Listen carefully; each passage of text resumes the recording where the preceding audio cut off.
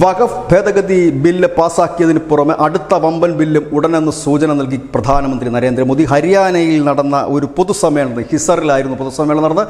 ആ പൊതുസമ്മേളനത്തെ അഭിസംബോധന ചെയ്തുകൊണ്ട് പ്രധാനമന്ത്രി നരേന്ദ്രമോദി പറഞ്ഞത്, നമ്മളുടെ ഭരണഘടനയുടെ അന്തസ്സത്വം വിഭാവനം ചെയ്തതും ഏകീകൃത സിവിൽ കോഡാണ്.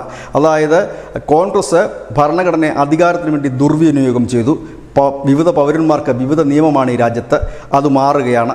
മതത്തിൻ്റെ പേരിലല്ല നിയമം വേണ്ടത്, മതേതരമായാണ് നിയമം വേണ്ടത്. അതുകൊണ്ട് താൻ ഈ ഏകീകൃത സിവിൽ കോഡിനെ മതേതര സിവിൽ കോഡ് എന്ന് വിളിക്കും. മതേതര സിവിൽ കോഡ് അനിവാര്യമാണ്.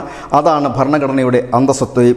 ഏതായാലും അതുടൻ നടപ്പാക്കുന്നു എന്നൊരു വ്യക്തമായ സൂചനയാണ് പ്രധാനമന്ത്രി നൽകിയത്. ഒപ്പം തന്നെ അദ്ദേഹം പറഞ്ഞൊരു കാര്യം, ഈ വഖഫ് ഭൂമികൾ പാവപ്പെട്ട മുസ്ലിം യുവാക്കൾക്ക് കാര്യക്ഷമമായി നൽകിയിരുന്നുവെങ്കിൽ, ഇല്ലെങ്കിൽ അവരുടെ ഉന്നമനത്തിന് വേണ്ടിയിട്ട് അത് ഉപയോഗിച്ചിരുന്നുവെങ്കിൽ ഇന്ന് റോഡരികിൽ പഞ്ചറൊട്ടിക്കാനുള്ള ഗതി മുസ്ലിം യുവാക്കൾക്ക് വരില്ലായിരുന്നു എന്നാണ്. ഏതായാലും ശക്തമായ രീതിയിൽ തന്നെ അടുത്ത ബില്ലും ഉടനെന്നാണ് നരേന്ദ്രമോദി പറഞ്ഞിരിക്കുന്നത്. ഒരുപക്ഷെ പ്രധാനമന്ത്രിയുടെ ഭാഗത്തു നിന്ന് ഏകീകൃത സിവിൽ കോഡ് വരുന്നു എന്നൊരു വലിയ പ്രസ്താവന ഇതാദ്യമായിട്ടായിരിക്കണം. മുൻപ് അദ്ദേഹം തെരഞ്ഞെടുപ്പ് കാലത്തൊക്കെ ഏകീകൃത സിവിൽ കോഡിനെ കുറിച്ച് പറഞ്ഞിട്ടുണ്ടെങ്കിലും ഇപ്പോൾ പ്രധാനമന്ത്രി എന്ന നിലയിൽ വഖഫ് ഭേദഗതി ബില്ലിന് തൊട്ടു പിന്നാലെ ഏകീകൃത സിവിൽ കോഡ് വരുമെന്ന് അസന്നിഗ്ധമായിട്ട് തന്നെ പ്രധാനമന്ത്രി പറയുമ്പോൾ ഒരുപക്ഷെ അടുത്ത പാർലമെന്റ് സെഷനിൽ ഈ ഏകീകൃത സിവിൽ കോഡ് എത്താനുള്ള സാധ്യതകൾ വളരെ കൂടുതലാണ്.